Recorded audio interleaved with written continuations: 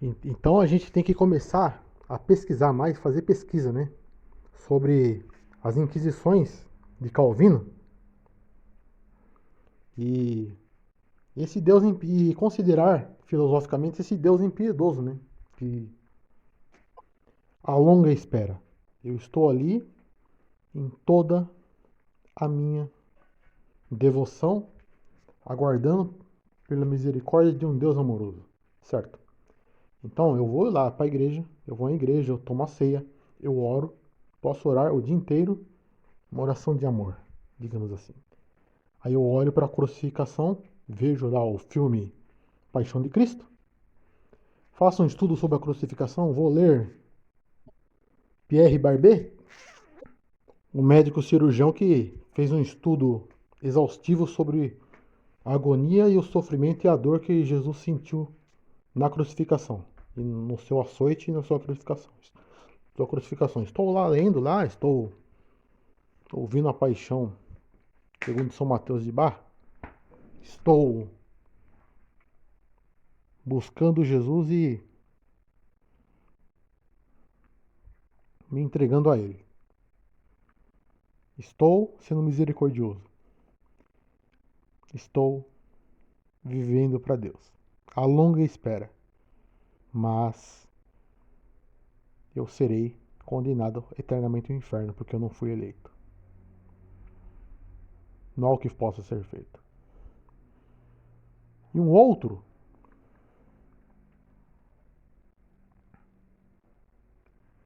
não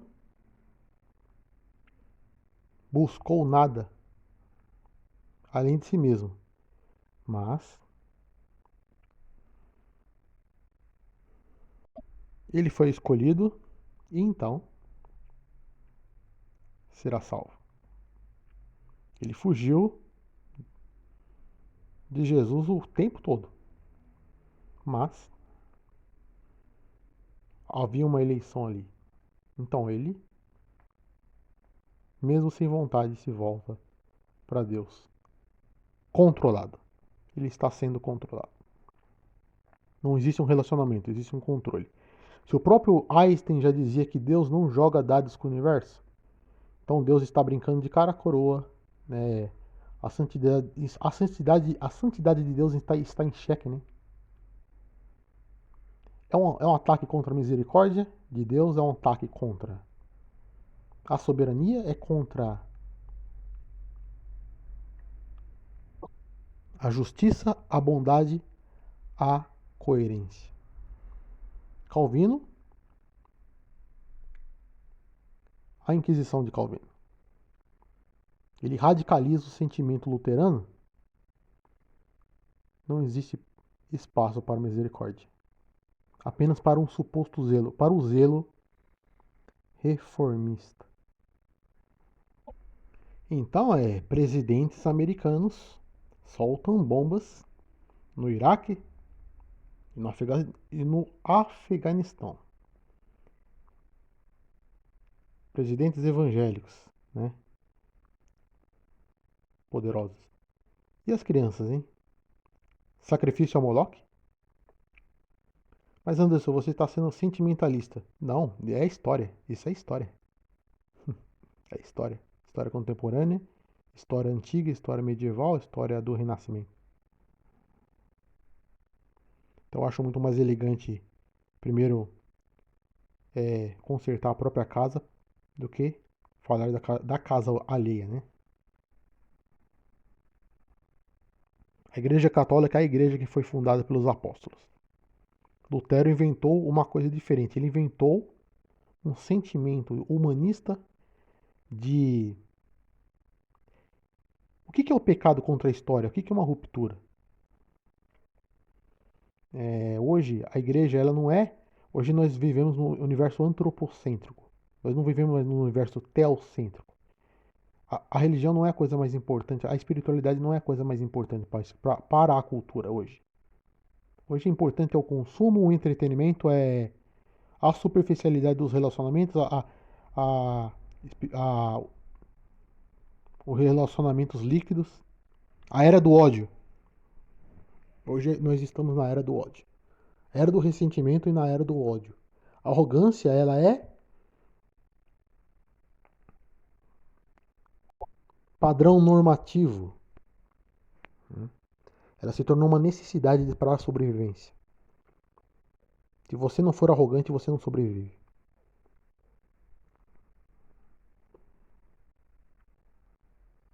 Na Idade Média, Deus era respirado pela própria cultura. A cultura respirava Deus. Deus era o centro da história.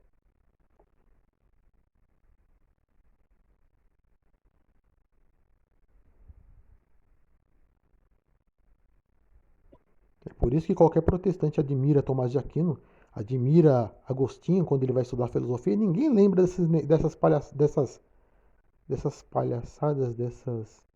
dessas caricaturas históricas, né? O protestante está lá estudando Tomás de... Apesar que também quem está estudando Tomás de Aquino, ele já entendeu muita coisa, né? Ele já se desprendeu um pouco desse véu nebuloso, obscuro, né? Petrarca vai se encantar com o sentimento do Renascimento e vai dizer que Francesco Petrarca. Poderíamos dizer que ele foi o construtor da Idade Média? Do sentimento, ou melhor, o construtor do sentimento do Renascimento? Porque a alquimia ela sempre esteve presente durante muito tempo, né? Agora, o que Francisco Petrarca, Francesco Petrarca, ele vai propor? A Idade Média é a Idade das Trevas. Então, o que é a luz? A luz é o iluminismo, quando vai acontecer mais para frente, no século XVIII. Essa inversão, esse jogo entre luz e trevas, entre luz e escuridão, essa inversão simbólica, ela é um renascimento, né? Como a fênix, ela é simbólica.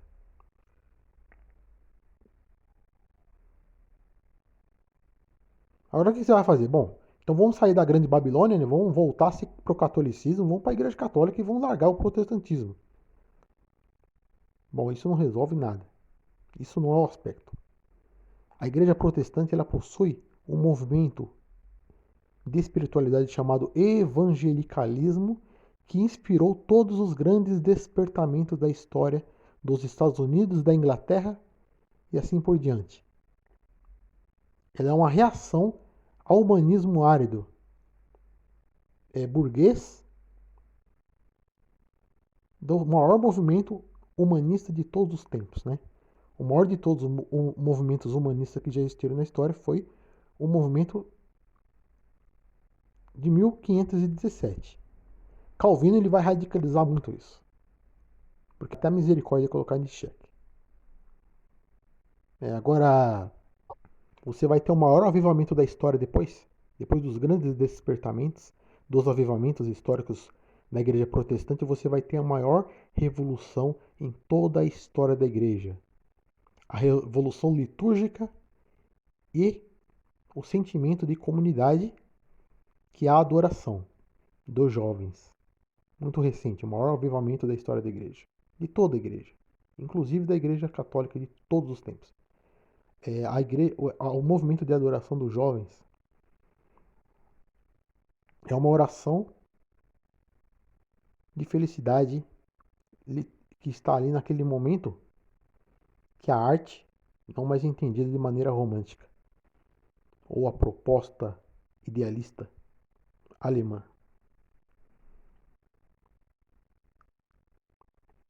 A adoração é um sentimento novo, é um sentimento recente, que apesar de não ter se concretizado em relacionamentos sólidos, ele apontou um caminho para a sinergia mística, que será a única defesa da igreja contra a era da fragmentação e da ambiguidade. Você sabe o que é ambiguidade? É quando você olha para uma pessoa e você não sabe quem mais é o cristão. É impossível saber quem é cristão hoje. A única maneira de você saber quem é um cristão é através do discernimento místico profundo da nova era do discernimento. Isso nós estamos falando do século XXI, nós estamos falando da década de 20 do século XXI, Nós estamos falando do sentimento das próximas décadas. Nós estamos falando do avanço do conhecimento, que é a grande apostasia. Será que haverá um momento em que a maioria das pessoas da humanidade serão escuras?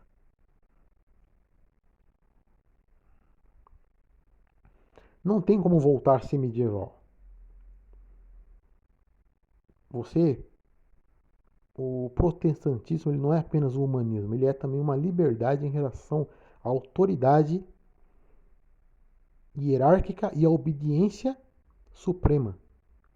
Esse é o grande, a grande sacada do protestantismo, que pode ser aproveitada para uma crítica interna do próprio contexto da história da igreja, né? E esse é o sentimento da adoração. O adorador hoje que está ali cantando uma música worship, que ele tem a ver com a alquimia, com o Renascimento, com o Francisco Petrarca? Que ele tem a ver com os filósofos medievais? Que ele tem a ver com Nicolau de Cusa? Que ele tem a ver com Marsilio Ficino e com Pico della Mirandola? Ele nem sabe o que significa isso. Ele está adorando Jesus, e se ele for para a igreja católica, ele não vai se sentir à vontade, porque a sua cultura ela está nesse sentimento contemporâneo, que é a própria expressão da, do sentimento da oração, que se insere dentro de uma cultura humanista, e ali sobrevive, e ali constrói o significado, né? E por isso que no fim das contas não faz muita diferença questões periféricas, porque tanto o católico quanto o protestante ele vai concordar que Jesus é o amor e o centro da espiritualidade do cristianismo, da espiritualidade mística. Jesus é o centro. O catolicismo não está iludido e acreditando que Jesus seja menos importante do que qualquer outra coisa. E eu não consigo aprofundar questões da igreja ortodoxa, porque eu não vejo ela como um grande impacto para a cultura do Ocidente. A igreja ortodoxa ela me parece um pouco distraída em si mesma. Ela não se mostrou a que veio ainda do espectro cultural, né?